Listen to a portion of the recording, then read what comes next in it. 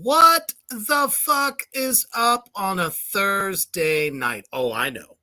It is time. It is that time, my demons, for another edition of Reaper's Underground. And tonight I am so unholy blessed to have a very, very close friend, dear to me, that I feel, even though we've never actually met in person, but we've talked a lot, and we came up together during a time where things were very tough, and we'll get to that shortly. But please welcome Babylon Sun.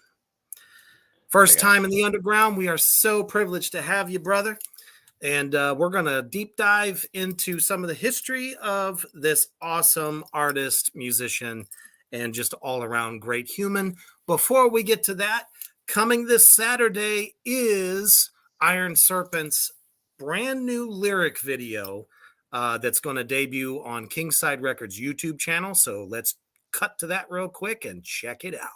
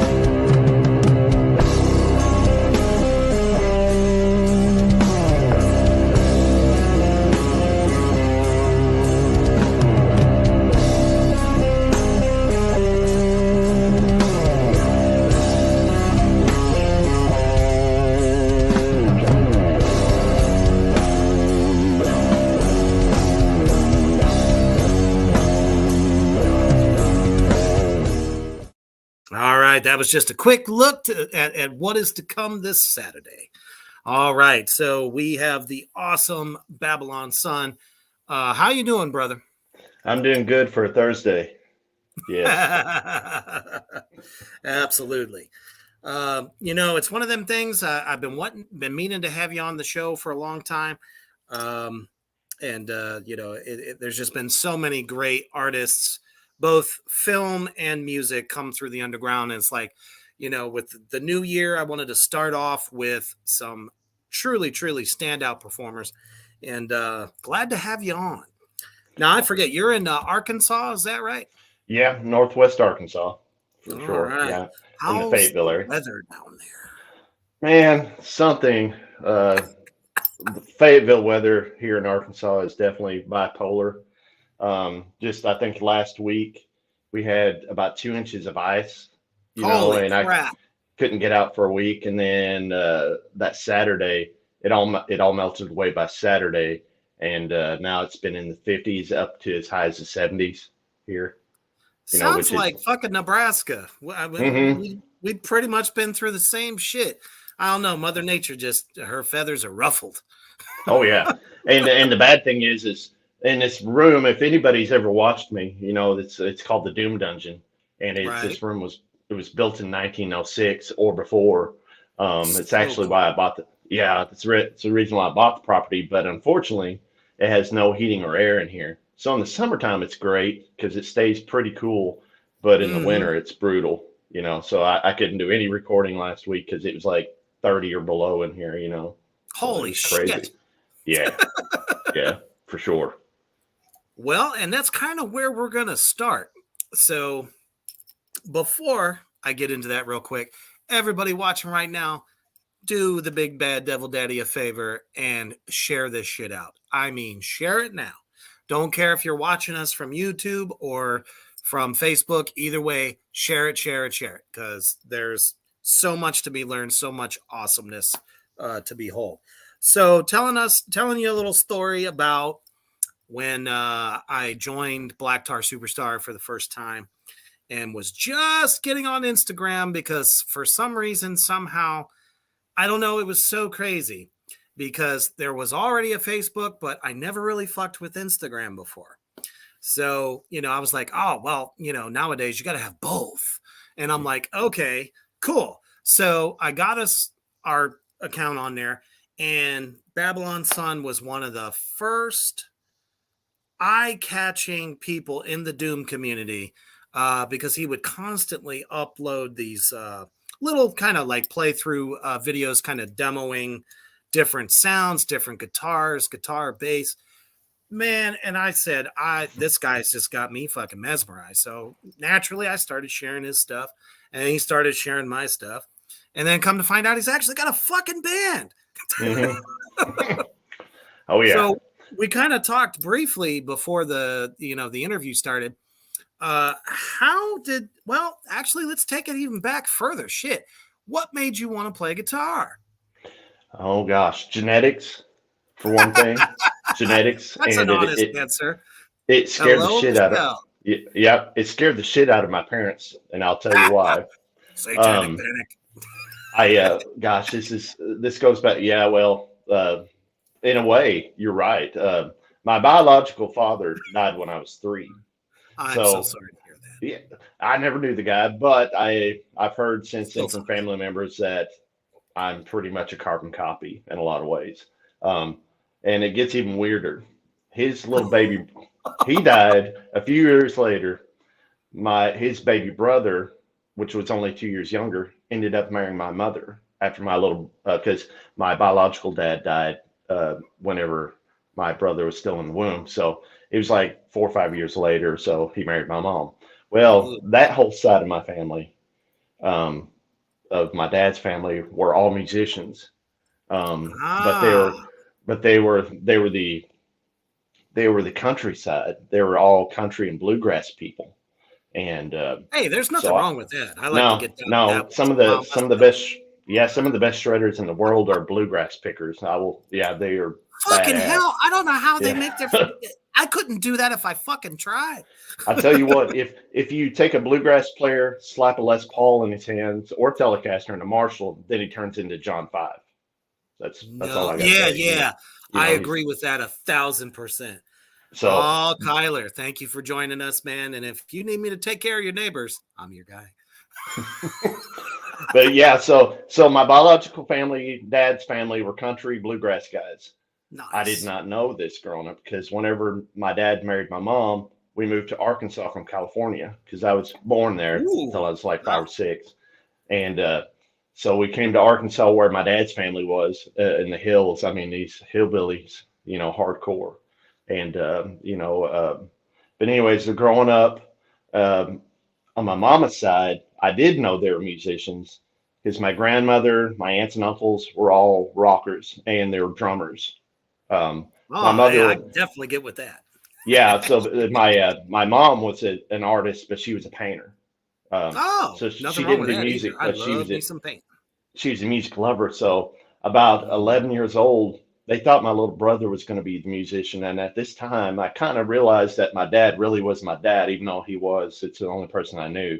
I'd heard stories and stuff. And so they'd got my little brother a guitar. He had it for about a week, threw it aside, a few weeks. It's called that trial and error. Yeah. I picked up that little son of a bitch. It was like a little Sears and Roebuck acoustic and just the classic strings this high.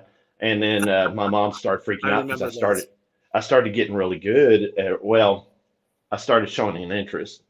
And and then I kind of find out, I overheard my mom and dad freaking out because they thought I was going to be like my biological dad, which was a good guy, but he loved to drink and party and stuff. And they didn't want me going down that road. And then, but through the years, I kept an interest. It never went away. But my first real love before the guitar was horror soundtracks and piano and classical instruments. Fuck yeah.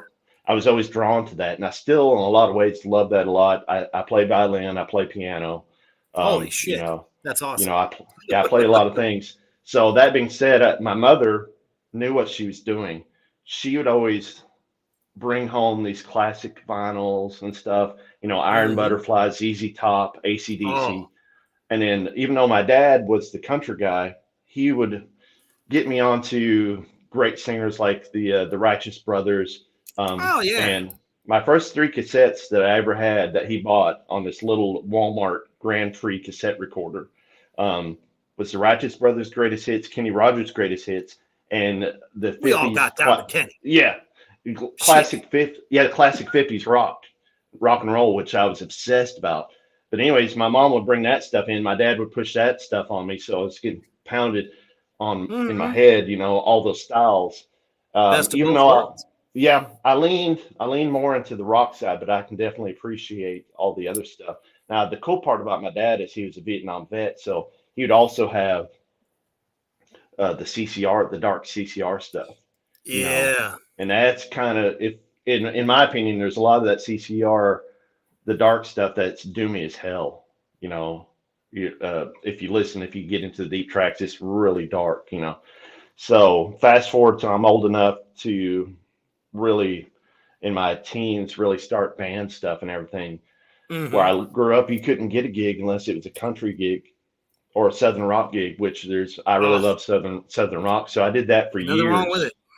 And was really successful at it. Sold my soul in a lot of ways until I got. But what it did is it allowed me to buy gear, guitars, amps, all these toys. I'd go play these little. They are expensive. I'd go play these little country deals. And but in the back of my mind, or when I would go home, I'd be pulling out the Sabbath, the Dio, and jamming with that, the Led Zeppelin, and be playing that in my bedroom, And then after years of playing that stuff and playing several shows, there was a while there for a long time I was doing a lot of southern rock gigs to where I was hardly home, that kind of thing, and got burned out. And then I quit for about 6 years. And then about 6 months before COVID hit, some of the boys that I grew up with, my bass player, said, "Hey, let's do some blues rock. We'll just come over and hang out and this, that, and the other." And I said, "Okay, if I'm going to do that," because I hadn't been in it, I hadn't really played guitar at all for a long time. I said, "I want to do it. I want to go down this road. I don't want to be a cookie cutter. I'm tired of selling my soul. I want to do what I want to do for once." So it's like I said, I want it. If we do it, I want it to be this bluesy, hardcore bluesy, almost like swamp blues. And if you can envision like Black Snake Moan, where they're in the bar and everybody's dancing and swaying like snakes and cobras, said I want that groove, but then I want to inject some White Zombie grooves into it. So I want this to be like bluesy stripper music, That's what I told them. And they said, okay. So we started writing, and then my drummer goes, "Man, you know what that is?" And I said, "No, I'm just trying to find my way, this stuff I've heard in my head for myself." He goes, "That sounds a whole lot like doom metal. Do you know what that is?" And I said, "Nope." And at that time I hadn't really dug into any of it, it was around, but I was never around it. Whenever like Sleep was around and that kind of thing, I was more into the Megadeth, and that kind of stuff. And I didn't Nothing really, wrong with that though. I didn't really make a connection. I wish I had it, because things probably would have been way different by now. But he introduced me. He goes, "Get on YouTube, check out Steve Reese from Does It Doom and Jason Johnson, Fuzz Lord Effects. Check out these dudes." And it's like, okay. And my God, I was hooked, because it might not be as technical as what I used to do. I got a funny story, and it'll make you cringe, because I know your background. There was I got into it, and the reason why I like doom, sludge, stoner, whatever you want to call it, to me, it's just old rock and roll, like rock, RAWK. It's like it's the dark side of rock and roll. It's me. So Essentially. I hate putting labels on it. It's if it moves me, and a lot of that doom stuff does, and sometimes it's just a power chord or one note, and it's like so primal. It's how it's done that Hmm. creates this atmosphere of allure. And what really makes doom metal, because most people equate Black Sabbath with the godfathers of heavy metal. Very fucking true. But they were also basically the creators of doom metal. Doom has always been a thing, and we could talk about that. Go back to the 60s. There were some bands that were kind of already doing this. They just called it acid rock at the time. But Hmm. it's the way it's done and what the lyrics are about that make doom what it is. I would agree with that for sure. Now for the cringy part. So during the late '90s, once I was never I had the drive. I had the drive to be a guitar player, but I was left-handed. A lot of people didn't know I was left-handed, but I was left-handed playing right-handed. Oh no, left-handed So players. so yeah, exactly. So I was already part of the devil right there, Holy shit, left-handed. Tommy And Stewart from Black Doomba Records. Thank you for sweet. joining. Holy Sweet. I love crap. Tommy stuff too. He's another guy. He doesn't know it. He was another big influence. Once I started going down this path, I ran across him. And it was like, oh, okay. And I think I even hit him up and said, hey man, do you got any suggestions about what kind of music I need to be listening to? Because I want to get into this world. I did that with Jason and Steve too, and a whole bunch of other people. And I was like, well, check out these guys. These guys.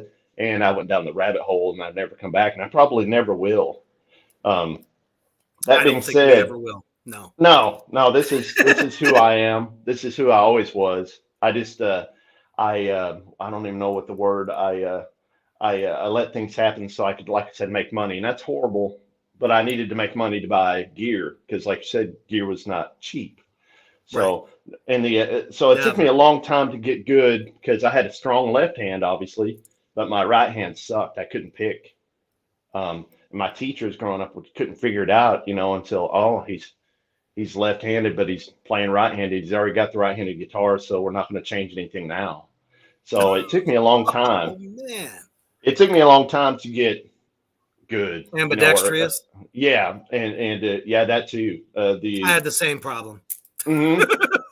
And so during that time, when I started getting good, I fell in, and this like it's gonna make you vomit in your mouth. I got into the bands like Dream Theater and all that Oh, sweaty. Yeah, I know. oh God damn it. Uh, I worshipped at the altar of Petrucci for a long time.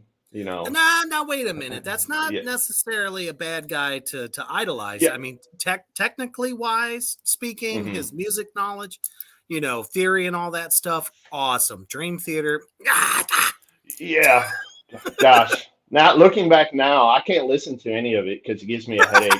You know. See, it's Yeah, it's and like the Black Plague or something.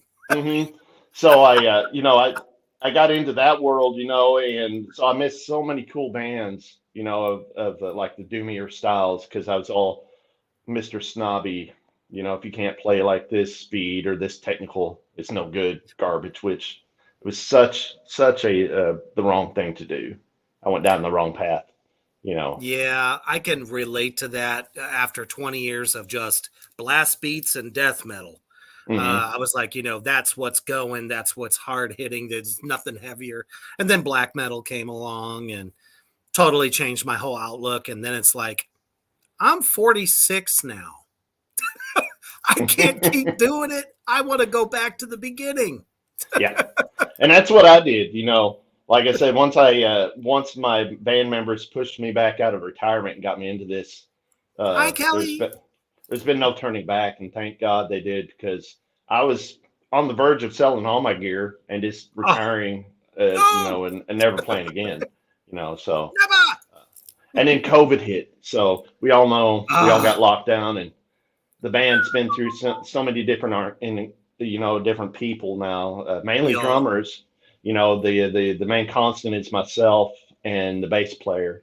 But it's kept us separated for a long time. When I never yeah. got it, I never got sick, but those guys kept getting sick over and over Oh, again. Man, that first round was ridiculous. Mm-hmm. But yeah, it's but we're getting back on track. We're trying to slowly but surely getting some momentum again because we're doing singles right now, and as soon as we get enough, we're going to try to do a compilation of that. Maybe try to even push out some cassette, even though it's not. It's getting popular, but I want to do it because that's from my past. I want cassettes, and I feel that. I feel that because I was right there with you, and a lot of the people probably watching right now, even my brother Kyler and Kelly over there, probably all used to get down with the fucking cassettes. That's all we had growing up, And then CDs came out. It's like, what the fuck is this circle disc? Yeah. Kind of reminded you of computers. It's like, oh no, the future. Technology. And then everything went digital, unfortunately. Yeah. But anyways, so yeah, man, I definitely can relate to that. And I actually think that COVID, and I said this in all the early interviews I ever did for Black Tar Superstar, I said COVID was the best thing to happen to metal because it forced us to talk to the people and talk to each other. The internet was all we fucking had. And like I said, that's how I found you. That was what, almost 4 years ago. Yeah. And it's it did wonders for the underground. Finally. I would agree. We had no idea there was that big of a community. It actually opened up in this town, Fayetteville. Fayetteville was always the music town in our area. It started off, it was like blues, and then it did the whole hippie thing, jam band stuff. But now it's starting to grow a metal scene, all the genres, not just one genre. There is all kinds of stuff sprouting up here, and we're on the edge of Oklahoma, and it's bleeding it from Oklahoma and into my side of the world too. So it's really awesome. I've been going out and seeing some really cool bands that drive from Texas or further away to come play in Fayetteville, and it's been blowing my mind. It's been awesome. It's like getting a chance to be old enough to go see the cool bands back in the early 80s, I feel that, Tommy. Yeah. What Tommy say? I didn't see it. Oh, he said, I get that. I ended up making my whole album during COVID. And that's what Black Tar Superstar did. We got together right before it hit. And then we were like ready to go. And COVID locked us down. And we were like, fuck. So we just started recording on Instagram Live and, Babylon Sun. You did that too. Yeah. We all did it. And that's how we knew of all these new great bands we never knew of before. And that's one other thing I would like to say about COVID is the fact that, it shut down, unfortunately, a lot of great venues that could not recover. So it's like, if you can't play anywhere cool in your state, you're kind of forced to go out regionally where there is a cool place to play. So now it's like, it's forcing us to put our music out outside of where we live. So it's not really a horrible thing. I mean, yeah, it costs a lot of money to drive and all that stuff, but in a way, kind of a dark blessing. And, that people that would have never known about you unless they knew about you online can now see you live in their hometown. So kind of a cool thing. Yeah, I'm looking forward to that. I'm hoping to hurry up and get this album done so we can maybe push it and get out, stretch our legs, and go play some shows, and that kind of thing. You guys are definitely off to a great start. And you can find the current stuff on Spotify at Babylon Sun. Definitely check it out. Please follow him. Yeah. There's two things that happened with COVID, the whole band thing, and then, like you're saying, I got into that demo stuff. I had another page, and I still have it, but it's morphed into something else right now. It was called Doom Dungeon Riffs, that kind of thing. And that took off a whole life of its own about this room, because it's got, like I said, it's a cylindrical room. You can get a full band in here, and it's a rock room that was like a castle tower, but they've chopped off the top and and put a roof over it now. And it's kind That of like I is said, so fucking metal. yeah, and it's what sold me for the property. As I stepped in here, I'm an old fashioned soul. I was born an old man, You and and me both, brother. and stuff. So we bought it, and like I said, it was our wine cellar. And then COVID hit, and I said, "Man, we got to get out of that garage because I have a big shop building that we were in." I said, "Sounds horrible. Let's get in here." And thankfully, my woman's like, "Okay, yeah, you can stick your stuff and go play in your little rock room and stuff." But yeah, and it's where not we the man cave, it's the Doom Cave. yeah, the Doom Dungeon. Yeah, for sure. Even better. The, you should and probably what's- hang like some, chain handcuffs, like the old school medieval style.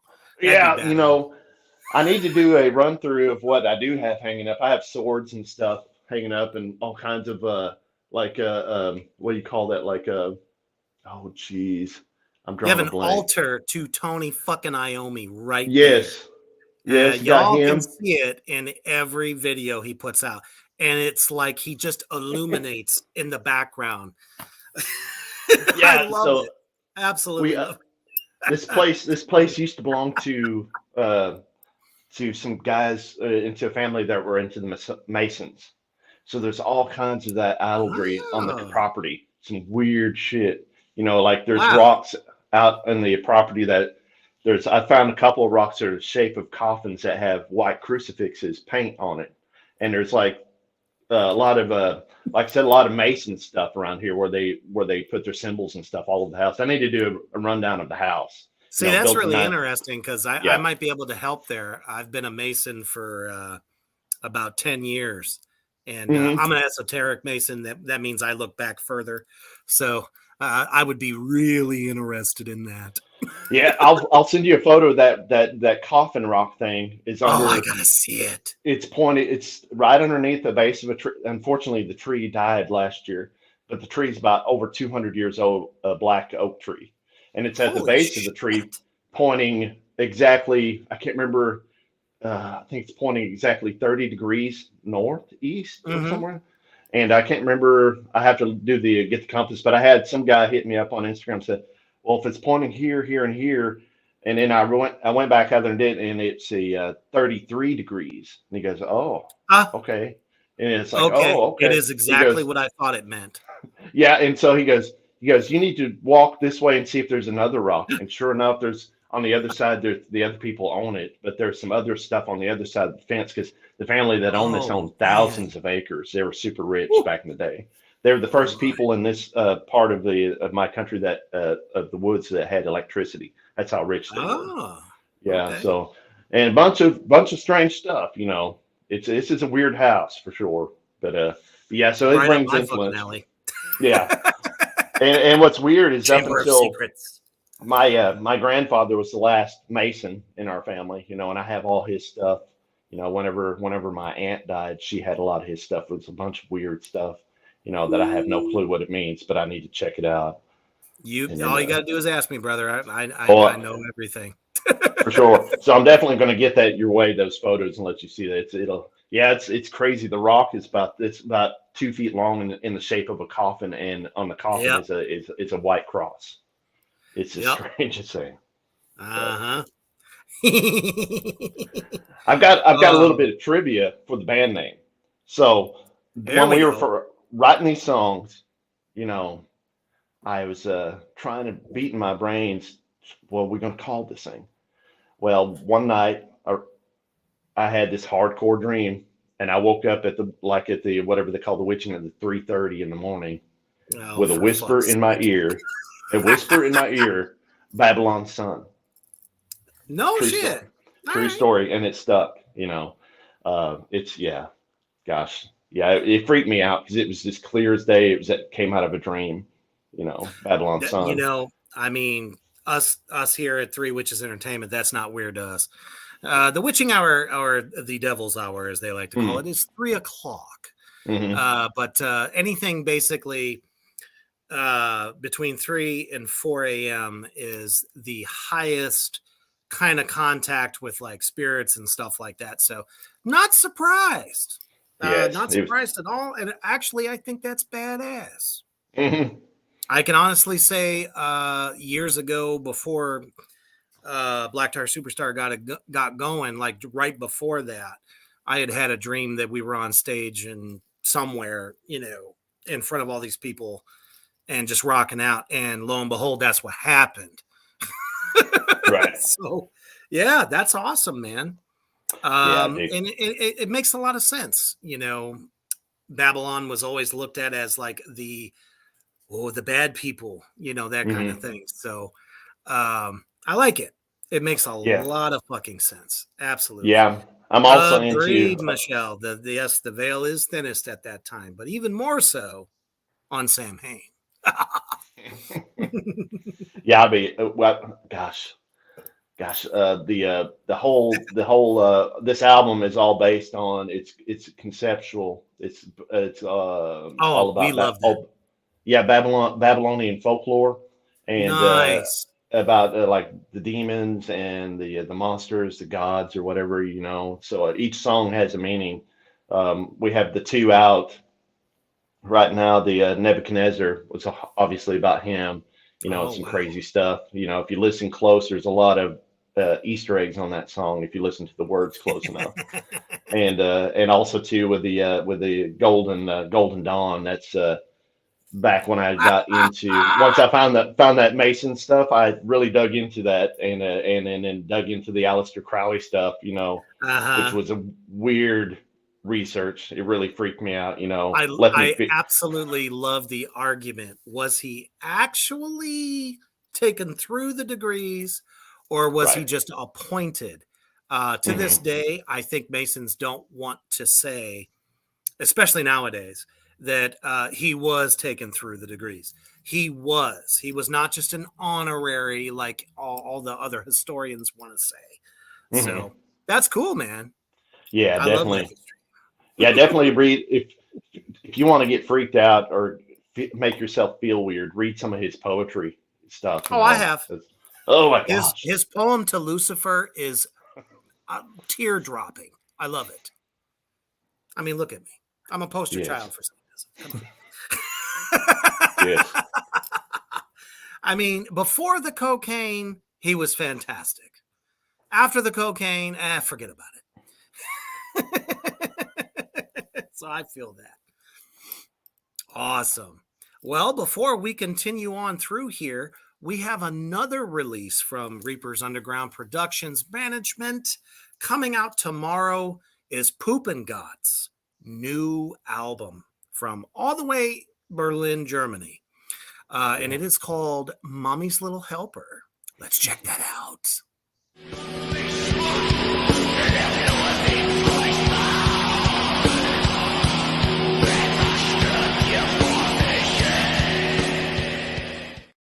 Yes.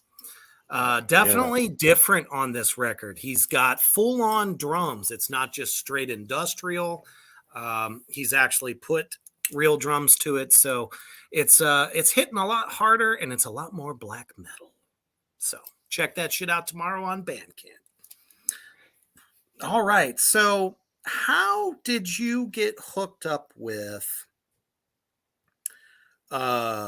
Prognostic Pedals, Haunted Labs, Ampture Guitar Works, and then, of course, my personal favorite, American Beard Bully? Oh, my goodness.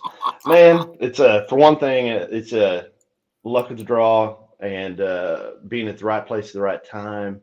And almost always is, isn't it? Kindred spirits drawing to each other. Absolutely. Golly, where do I start first? I would say, because I have a few other endorsements that are kind of in the shadows I can't really talk about, but I've endorsed by them, so I won't talk about those totally guys. Understand.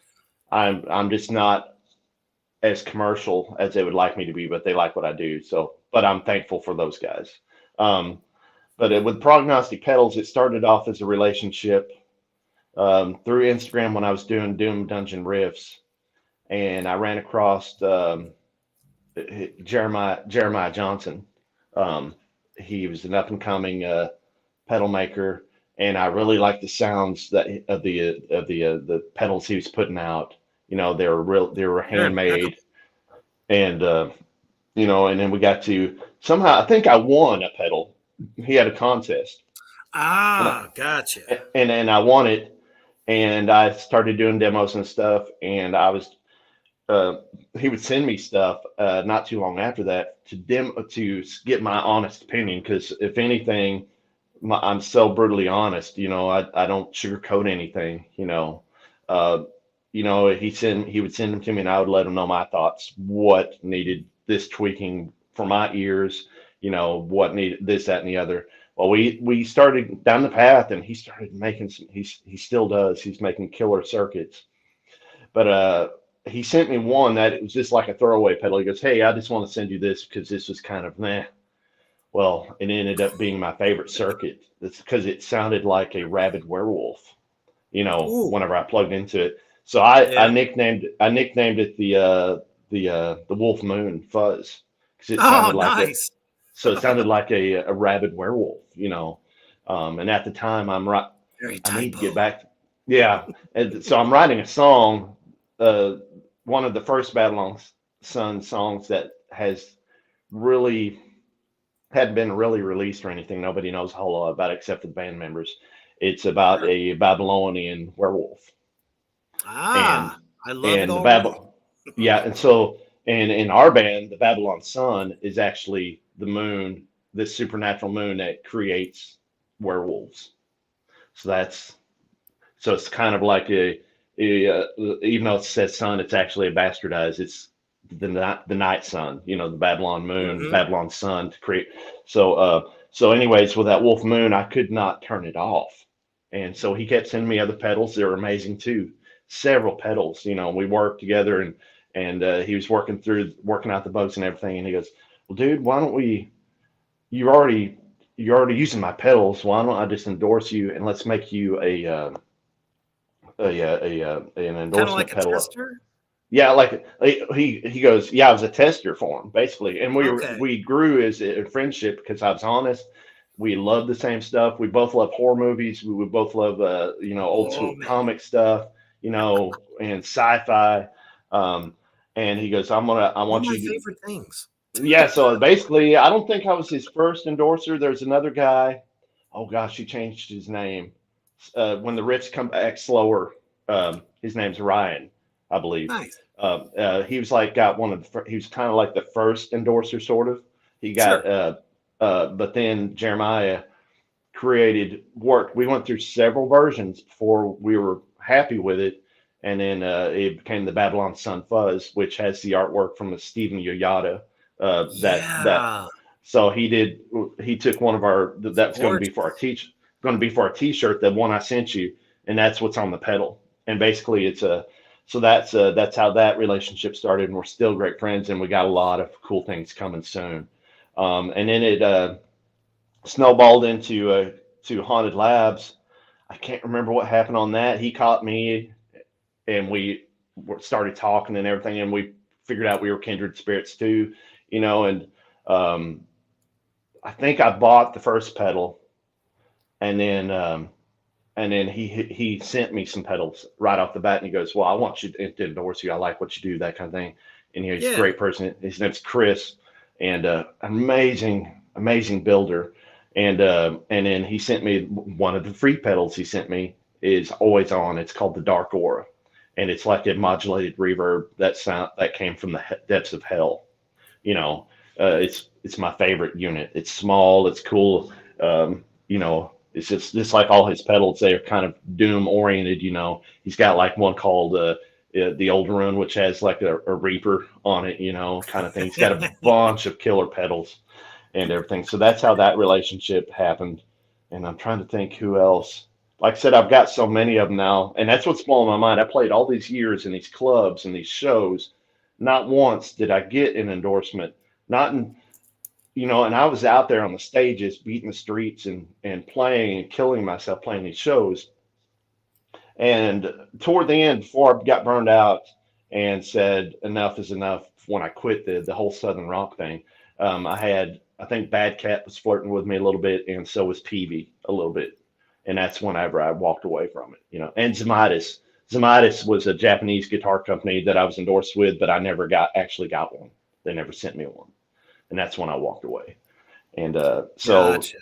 the community through Instagram and COVID has opened up so many more doors, musically, endorsement wise,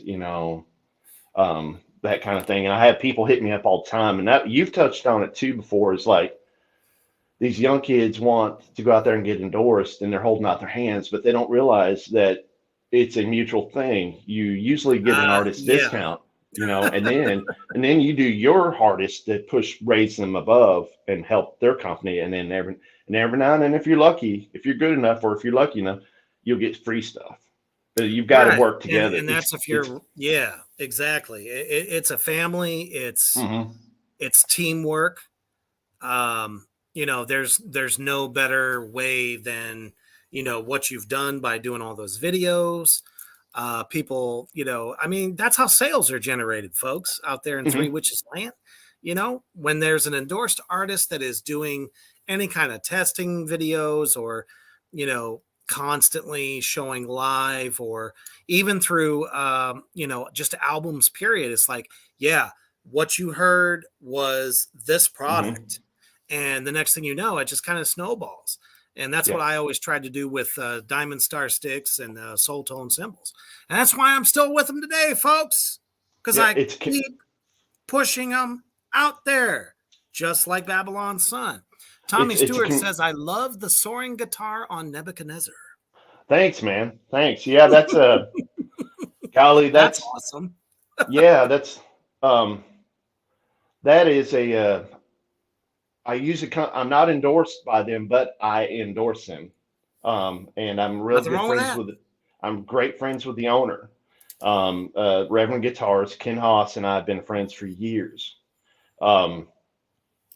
Back, a lot of people don't know, I also had a guitar strap company called Firebird Straps, to where I would make straps out of recycled materials like leather belts, boots, and that kind of thing. And my very first strap I ever made, I was actually playing Reverends at the time, a long time ago, and I said, "Hey, Ken, check this out. It's something I've always wanted to do. I see all this leather going to waste. I want to make guitar straps like Leslie West or the Stones would have played back in the day. The belt with the belt buckle thing right here." He goes, "Oh, cool." And I showed it to him. He goes, "Dude," and I just bought my first Reverend. It was used, and it was beat all to hell and chopped up and duct taped together literally on the inside. He goes, "Send me that guitar.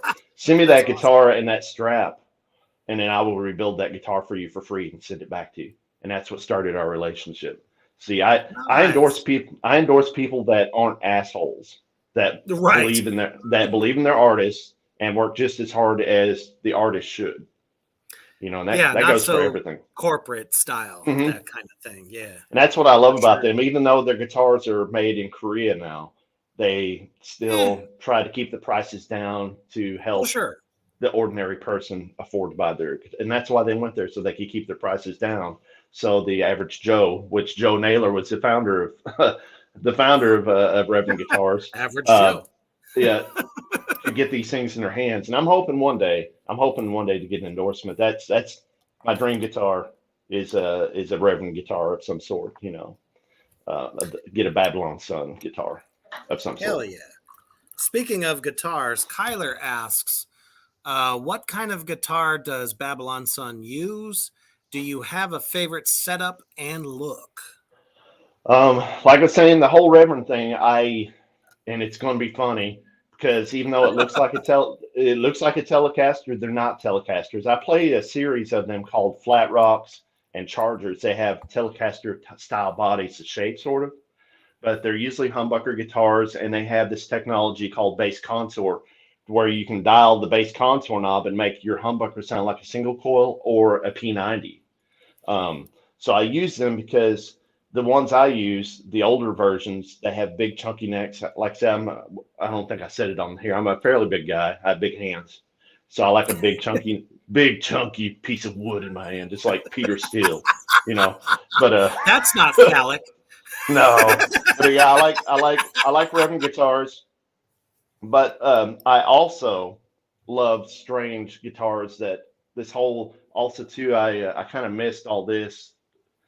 when I started Babylon Sun and I started doing Dungeon Riffs, I decided that I was going to use gear that everybody mocked, and I was going to make music, good music with instruments and gear that people laugh at. So I haven't pulled out any of my Marshalls, any of my Paul Reed Smiths, any of my Strats, or any of that, which I still have all that from the Southern Rock days. I haven't pulled out the hardcore name brands, and I've been using. I built this with a friend. It's a JTM 45 clone that's super modded. So it's a Marshall hand wired that I built with some friends close to 30 years ago. Because I'm an electronics guy, technology guy too. Got this thing. It's a PV, and then all the rest of my stuff, for the majority of it's PV. And one of my main cabs is a golly, was it 1969, 68 Sun cabinet with, I don't know if it's any relation, but on the back, and it's old, has stenciled the name Mayhem on the back. No, of it. Man. So who knows? Who knows? But I Wouldn't that be sick? Yes, it would. So I use old amps that everybody makes fun of to make my music. I don't know why PV gets such a bad rap. And I watch a lot of the gear videos on stuff whenever I'm on lunch break and stuff, and it's starting to come around, and prices are starting to go up, and people are realizing, hey, this stuff wasn't bad. Just because there was so much of it around in the 80s, people thought it was crap. Now it's getting harder and harder to find. Luckily in my area, my neck of the woods, there were so many PV dealers, you can still find stuff fairly cheap, badass, or given to you for free, but it's starting to dry up. So I've got a big collection of PV stuff. My cousins owned a music store growing up, and when I was younger, I used to teach guitar there. But they were a PV dealer, so I got most of my stuff from them throughout the years. But nice. Yeah. So, like I said, roll back. I like strange guitars too, so I'll pick up the old Japanese like Area Pro. I do have a few Gibsons, but I usually don't use them on any of our recordings, that kind of thing, just because I don't believe in the company, what they've become these days. The quality control is not there. If you're going to pay $2,000 for a guitar, it better be damn good.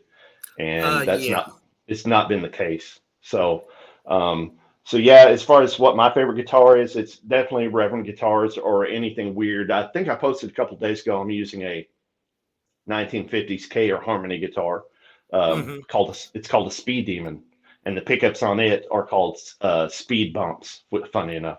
But yeah, as far as my tuning goes, I play anything from a half step down to a standard, and so each one of the songs on this album, even between Golden Dawn and Nebuchadnezzar, I've tried to make different. I don't want to be trapped in either doom, sludge, stoner, whatever those genres are. I'm going to do, if I want to do some kind of metalcore song, I'm going to do that, and that's on the list. Man, to good do. For I'm going you. I'm going to have each. I'm going to touch all of it. I'm going to be sticking my fingers in all of it. Just because I love it. And I wish everybody in this genre would think that way. Everyone, right. And I said this about a year ago before I left Black Tar. Everyone is trying to sound like Sleep. Every time I hear, I really don't want to mention too many names, obviously, but they all are starting to sound the same. It's like, who the fuck is going to stand out? And that's why anything I play on, it's not going to sound like any of those other bands because, people want to listen to something new, something that's fresh. And honestly, that's what makes Iron Serpent so much different than Black Tar. Everybody thought, because me and the guitarists from Black Tar got together to form this trio, that it was going to sound just like it. It does not. Right. It's different. And that's you've got to have an open mind. Black and Doom, You got to have an open mind. You got to be a true artist. Don't be cookie cutter. You got to do what makes you happy. Like I'm saying, whenever I got out of the Southern rock, country rock world, in that genre, all the artists were out for themselves, would cut your throat if you turned your back on them. And that's one thing I've noticed about these genres, except for like what you touched on, it's especially an amazing community. It is. So and but you, there and are you purists. yes, and I'm not. I am a Babylon whore to metal music. So if it makes me happy, I'm gonna fucking play it, and I don't care if you like it or not. Hell yeah. If you do dig it, I dig it. But if you don't, this passion is for me this time in this part of my life. So I've stayed away from listening to Sleep. I've stayed away from going back and revisiting Sabbath because I don't want anybody to say, "Oh, you're just ripping off those riffs." All those riffs that you see me play on these videos or in my songs, I just started noodling on my guitar. And it's like, oh, okay, that's cool. I'm going to do this, this, and this. The only thing that kind of threw me back whenever I think it was Nebuchadnezzar, whenever when we released that, all these people go, man, you sound just like Black Label Society or Zakk Wylde singing. It's like son of a bitch. And I'd never listened to Black Label, As a matter of fact, throughout those years of Zakk Wylde's, I didn't listen except for when it was force fed on the radio with No More Tears, Right. And nothing against Zakk or anybody, or Black Label. I try to stay away from those type of bands so that people don't go, you're trying to copy. Yeah, for sure. And let's be real. Black Label's sound has changed. I don't know how many goddamn times. Mm-hmm. They were never the same on every single record. It was night and day between a lot of them. So for them to say that, maybe that was just the closest thing that they could maybe, I don't know, reference that kind of sounded close. Yeah, they said. But people do that all the time. They said it was a Black Label doom band, is what I sounded like. So it's like, and I felt bad because I hate the sound of my own voice, and so I said, "Oh God!" So Zakk sounds sort of like me. It's not bad. No. You do not sound like, oh yeah. There's nothing like that on your stuff. So why would they even say that? I don't know. But I do have some plans on doing some like the guttural stuff. That's something that really intrigues me. So I'm wanting to, and the next couple of songs coming out, I want to do that. Go for it. For that stuff. So I'm getting ready. I've been training on that too. So like I said, I'm not a purist. I'm an artist. So I'm so glad you said that. Mm-hmm. Mm-hmm. Because so many listeners out there feel that you have to sound a certain way. You have to sing a certain way. Riffs have to be a certain way to fit a specific box that they like. Now, that's the record company's fault. And I also think that it's the radio's fault because they just push these, what I call niches. Record companies, they hear a new sound. They go, oh, everyone loves it so much. I'm just going to buy up all the bands that I could possibly, get. And only like 5 of them make it out of like, let's say 20 bands they buy that actually stick around. And it's like, oh, you're marketing yourself as what? No, you don't fit this thing and that thing. I fucking hate that shit. Yeah. So much. And if I never fit, I don't care. I'm just leaving a legacy back so that somebody might run across it and think, oh, that's cool. And maybe inspire somebody to do something. Sure. Nothing wrong with that. No. Yeah, I've already played that game. Go ahead. Sorry. They don't think that they're doom. Only Zakk Sabbath thinks they're doom. And that's the truth. Fucking Black Label Society, honestly, and I have nothing against them. I dig some of the stuff. I really do. Don't really care for Zack's voice. That's just me. But they're biker metal. That's really what they are. Mm-hmm. And that's okay. Mm-hmm. Yeah. I would agree. Awesome. Yeah. So real quick, we've alluded to it a good couple of times. I happened to pull one of your videos that I really dug. It's more recent because, you just have so many that are so awesome. It's like, can I show a ton of them? That would keep us here for like 3 hours. So I went ahead and pulled this one specifically because not only is this man a badass fucking guitar player, he can play a mean fucking bass.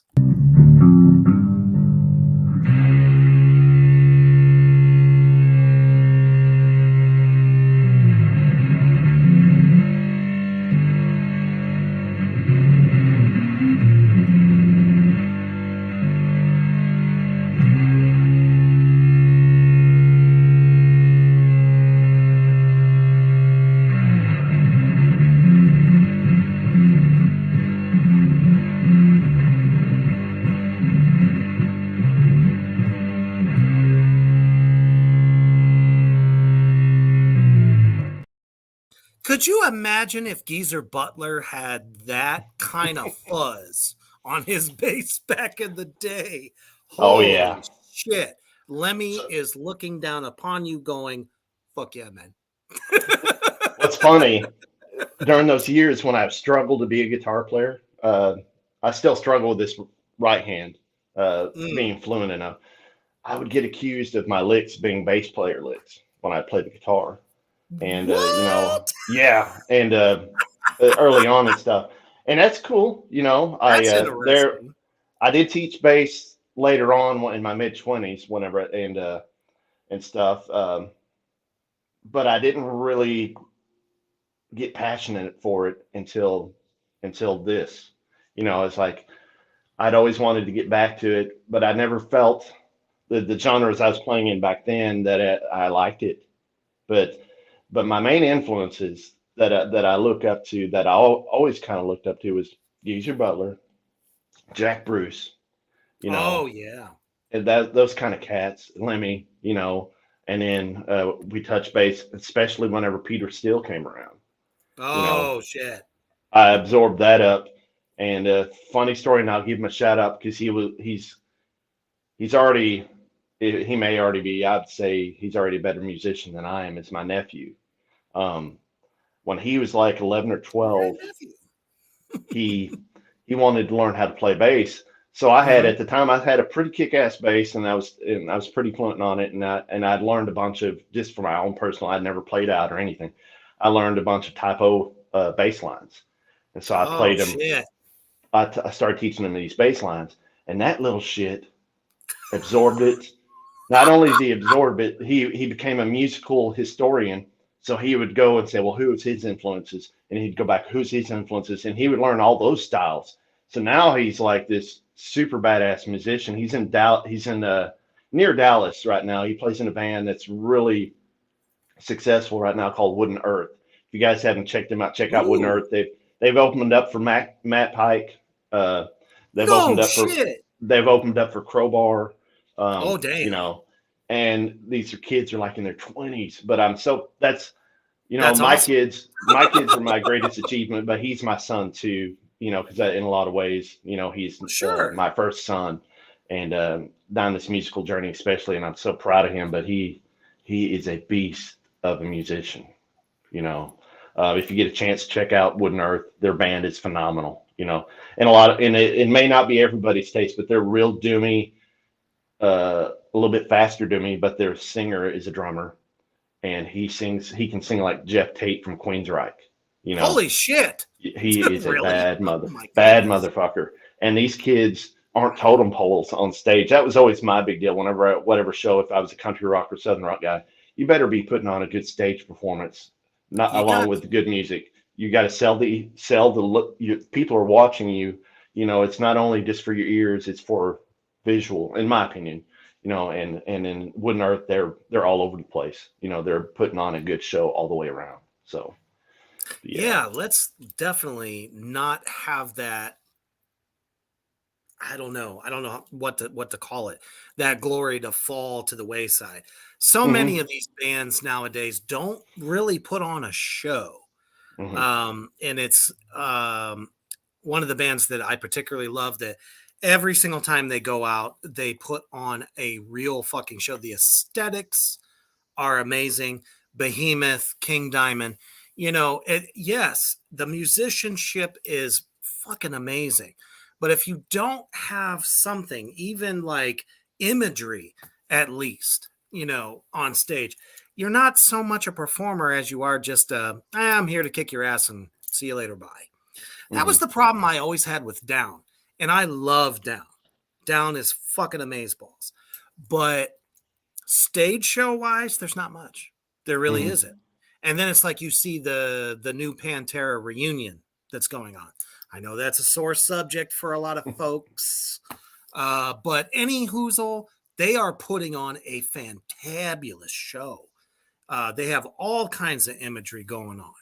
So, and that's something, you sowed those, or you planted those seeds for, the younger ones coming up, and they're doing it, Hmm. and it's awesome. So I think us older musicians, we're getting up. We've been road tested and rode hard, but damn, we still fucking do it. So if the youngins can take that torch and keep moving forward, you're going to keep seeing some seriously awesome shit. Yeah, I would agree. We were younger, as musicians. What we took from the 70s, what we took from the early to mid 80s, because let's face it, by the end of the 80s, it was Poison and Warrant and Motley Pooh and some of those other guys. So seriously good metal, you got to have both. That's what makes a stellar performance. So my hat's off to you. And on the bass thing, before we lose track of that, me and my bass player are planning to do maybe a side project. We don't know if it's going to be Babylon Sun, but it may be. We're planning on where I play bass and he plays bass too. So it'll be a double bass band, kind of thing. And no awesome. Guitars, just all low end, for sure, and drums, but. Well, I'll tell you, if it's one thing Tommy Stewart has shown us is yes. His fucking music is just breathtaking. And it's just a bassist and a drummer, the rhythm section. He's got an amazing voice. Let's not take that away from him. But man, the musicianship there, the sounds, oh man, just awesome. So many people I'll never forget, I was in a death metal band once, many moons ago, where we didn't have a bass player for the longest time. And all these like gurus in the business were like, oh, you guys are fucking amazing. But you're missing the lower end. It's just not there. And we're like, everyone is loving what we're doing. And our guitarist at the time was playing like a 7-string or an 8-string. So you were getting like really low notes within those riffs. You know what I mean? So it's like, fuck what all these people say and think and believe. If you love it, there's a band out there right now that's just a guitarist, vocalist, and a drummer. 2-piece band. And they're fucking huge. I wish I could remember the name of them. I see them on Instagram a lot. People are always like showing their live videos. But they're fucking killing it, man. So if you believe in it, you love it, you love the way it sounds, you test it on people, see what they think. Man, they'll be like, oh, you got a killer fucking band. How many guys you got? 2. Oh, yeah. You know what I mean? So right. I look forward to hearing that. Yeah, Tommy, man, I probably drive him nuts because every time he posts, it's always awesome. So I'm on there hitting, it's like, oh, yes, hitting those like buttons and shit, and those vinyls and stuff, all those killer vinyls, posters and all the artwork and stuff. Yeah, it's when I grow up, I want to be Tommy Stewart. Speaking of Tommy just said, oh, man, thanks. It's not for everybody. Back of the class only. We're Unicorns of Doom. Any band like what you're talking about, somebody will like it. It's so fucking true. Completely. And that's what you're all about, man. So many people, I don't know. Listeners think that bands make the music for them. Honestly, as artists, it's what we're feeling. It's what's coming out of us on fucking tape. That's what's happening. And if I felt that way with Black Tar Superstar, going out there and people are like, oh man, your fucking shit is amazing. Blah, blah, blah, blah, blah. I'm like, dude, we're just doing what we love to hear. Right. Same. It's not necessarily, of course we want to, but then at least I can speak more. I have to do this. Or it drives me crazy. You see? No, I feel that. Man, when Deathslinger and I got together to do Iron Serpent, that was the same thing. Those tracks were about to be thrown away. And we're like, nope, there's a reason we did them. And sure as shit, people are digging it. I'm just blown the fuck away. I'm like, shit, I just didn't want them to just get wasted. Right. And lost forever. I'll throw this out there too. I'm a big gear nerd, and if there's anybody watching that is even Very interested much in my sound, hit me up. I'm an open book. I don't hold secrets back. If you want to know a certain tone, what I did, this, that, or my bass player, what, just hit me up. We're nerds about that stuff, just like everyone else. It's like Yep. I'll one of my favorite things to do, and you're going to start seeing a lot more. I love going into thrift stores and finding old broken equipment and making noises. From little Hell kitty yeah. keyboards, to metal Oh, bowls. it reminds me of that video you did the other day. Yeah, so I've got one right here. I'll take this thing. Cost me $2.99. I haven't Look at drilled it that. yet. I haven't drilled it yet, but you can take like an 1/8" drill bit, and it fits on a cymbal stand perfectly. And Oh, but this yeah. this is the tone. Yeah, shit your pants on that. I just did. I got to change my devil drawers right now. But I do stuff like that. And there's a lot of that stuff on those 2 singles out, to where you hear something and it's not what you think it is. It's probably a candy dish or a soap dish or a little throwaway toddler keyboard. If it makes noise, you can make music with it. If it's got a vibe. I'm trying to think if I got anything else cool. Tyler says, "Do it again, do it again." And you wouldn't believe how many. There's going to be some collectors that are going to shit themselves whenever I'm cutting into like these $100, 200 collectors items. But I don't care. I'm getting them cheap. Oh, man. They're from the '60s. These bowls. Here it goes. Now then, it's like, but you can get this.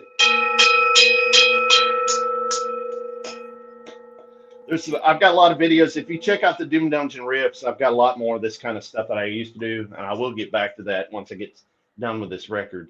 I'm kind of putting everything on the back burner until we get all these songs recorded, and then I'll get back to doing more of the demo stuff, that kind of thing. One of my true passions, and then one day, and I will do it, is I've always been a fan of horror movies and sci-fi movies soundtracks. And that's why I do weird stuff like this, is because I want to get into movie scores, even if it's in short film. I want to do short film and do my own movie scores because, like I said, my mom was smart. She was planting those seeds like you were talking about. She would always bring home, she was a horror buff. She'd bring home those weird movies that always had the weird sounds and stuff when I was growing up. Especially from the 70s. Exactly. I've seen them all. Back in the VHS days when you can rent 7 VHS for $7. She'd bring them, but then she'd throw something in weird, like she'd bring a documentary like the Rolling Stones or something, or she'd bring in like Eddie and the Cruisers, that kind of music.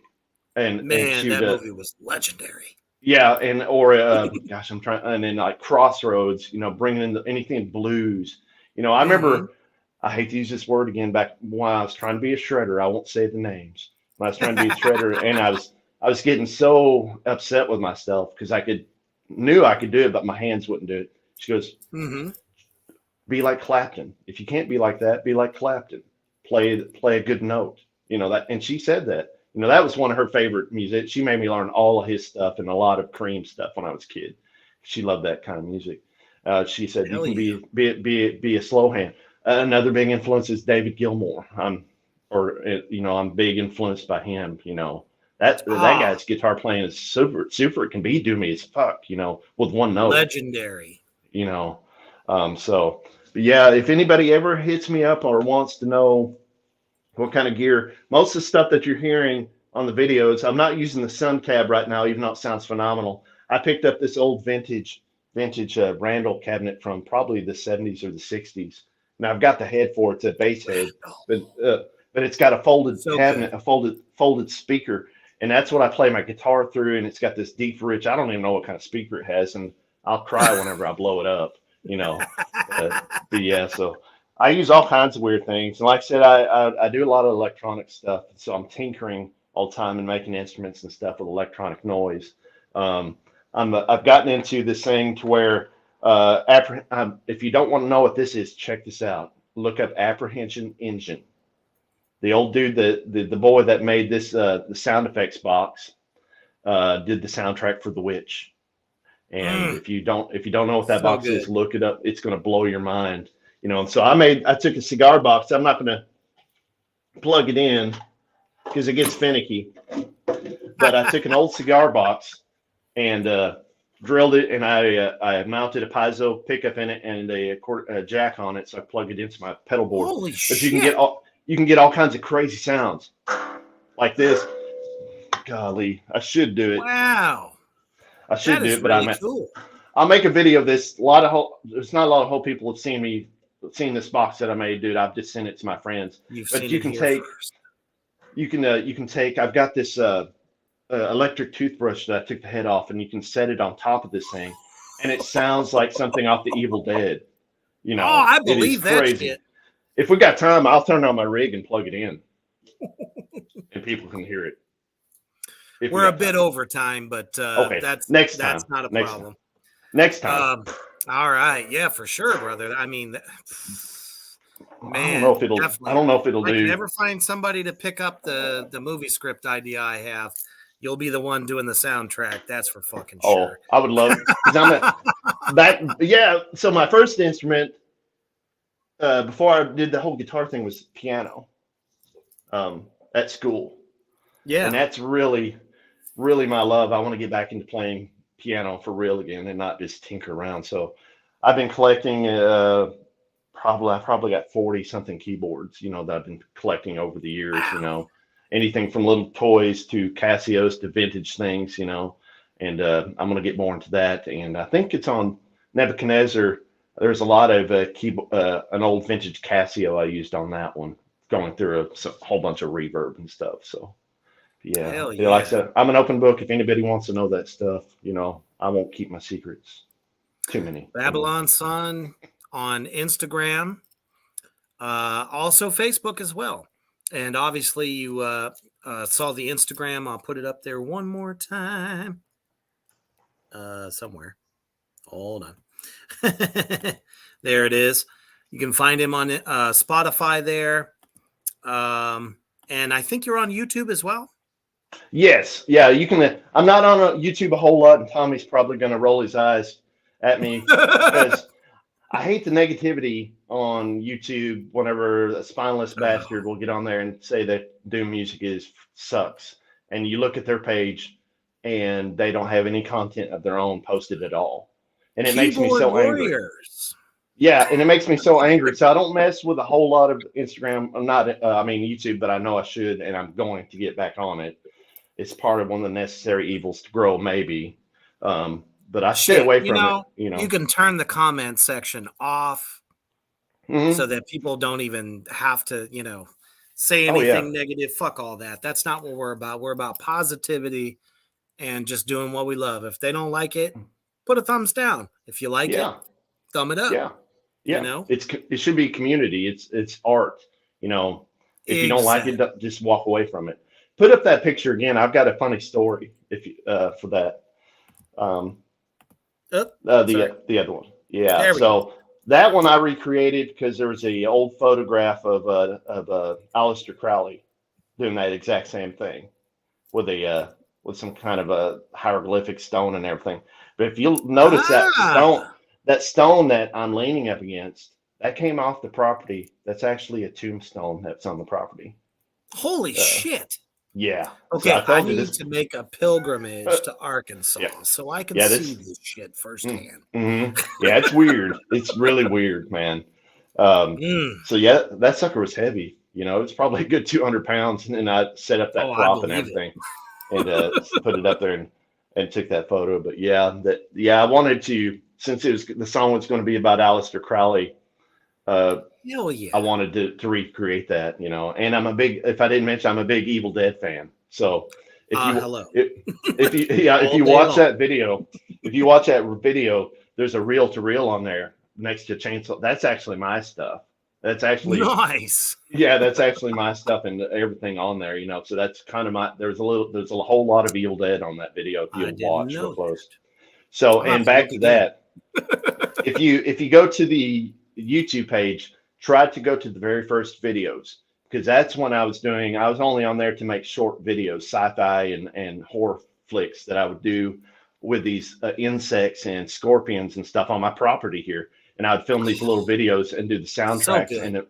and manipulate the filters. I was just using an iPhone 5 back then and manipulating the filters with no programs and just making it look really sci-fi and then going back and recording music over the top, you know. Oh, yeah. Yeah, so if you want to see some weird stuff and you can see the very early stages of Babylon Sun, it was right there, you know. Definitely we'll check that out. And the movie stuff for sure. Yep. Yeah. So let's get into the final segment of the show. Obviously, you know that horror is one of the biggest things about the underground. Not just music, but you know, it's definitely a big part of my life, especially, you know, the modeling stuff as well as acting. So what's your top 3 favorite horror films of all time? Oh, okay. So, and hopefully it's not too generic, but it's the ones that touched me the most because I seen most of these when I was super young. I mean, hey, that's what counts. The Exorcist is my number 1. Salem's Lot, the original, is yeah, absolutely. Will go, and then I have so many, but it's God. The number 3 usually changes, but I'm gonna go with the number 3. And any one of these on any particular day, but definitely The Exorcist is the one that marked me because I was about 7 when I seen that. My mom was Catholic, so I was raised up around that. So it was like that really scarred me, but I loved every second of it. And the music, that's one of my first piano pieces I learned. I was going to bring that up. But I love Halloween because the music too, the very first one. But I would say the other one, the whole demonic thing is what really gets me. I've got another story after that, but I would say it would be the original Amityville Horror. Nice. So those 3 are those are the ones I always recommend. Of course, there's so many others, you know, throughout the years. Golly, now that I'm older, this is going to be hilarious. I have a zombie phobia.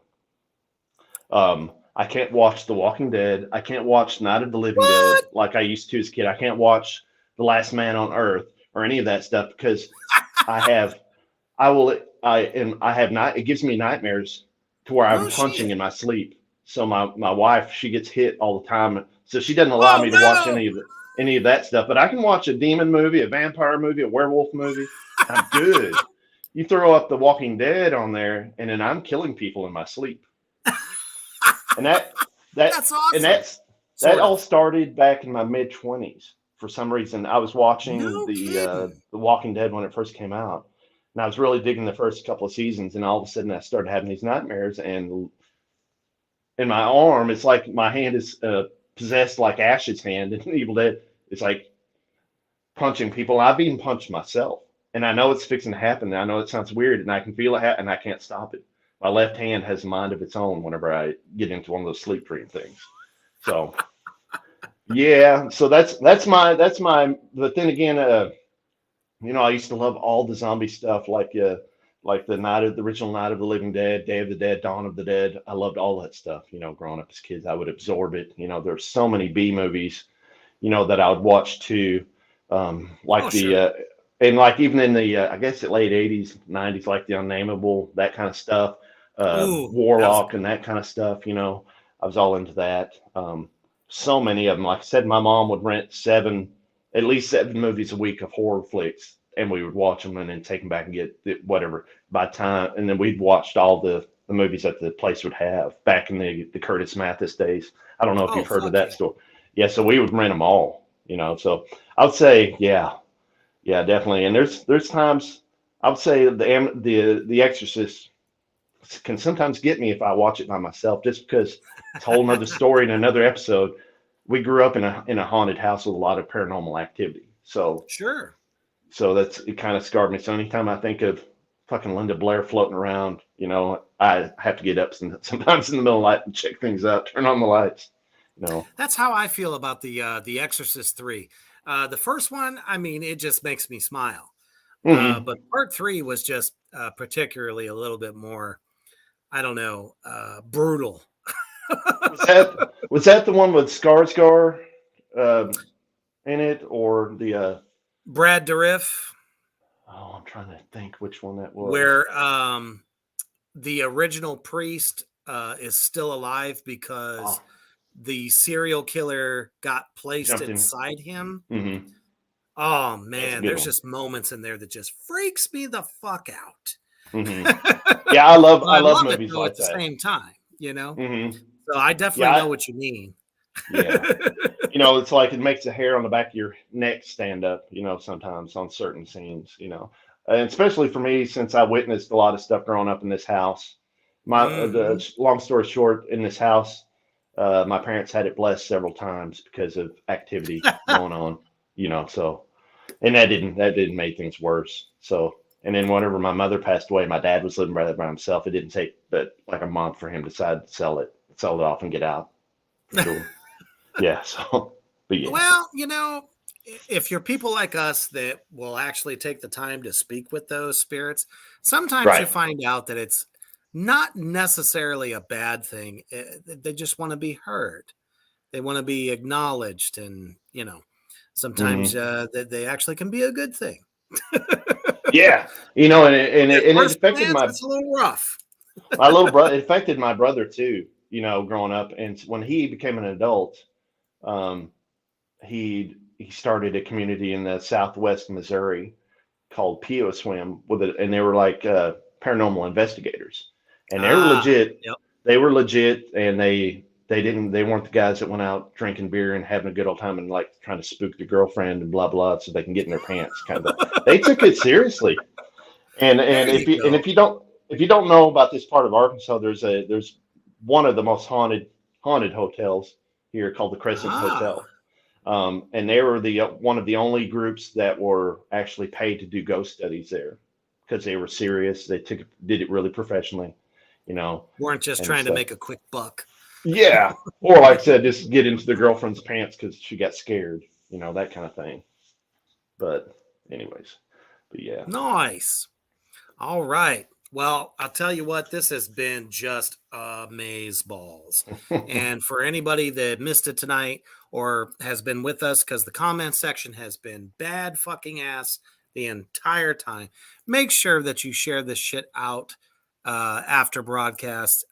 And as you all know, this interview will be up forever. So you'll be able to catch it either on YouTube or Facebook at any given moment. Such a wealth of knowledge, just amazing career for you thus far. Everybody should check it out. And for all the fans that you have made tonight, as well as the fans that you already have had that support you, what do you want to leave them with? Oh, goodness. Even at the end of the day, even though our community is like dark, you know, that kind of thing, always be kind. Be kind, you know, that kind of thing. And but I'm gonna let you finish off what your favorite saying is on this. I'm not gonna steal that thunder from you. But always be kind, you know, be an artist, don't be cookie cutter, you know, look there you know, don't be a follower, you know, be a trailblazer, you know, that kind of thing. Be an artist. Abso-fucking-lutely. That's what it's all about at the end of the day. Do your own thing for you. Be you. Mm-hmm. But most importantly, stay heavy.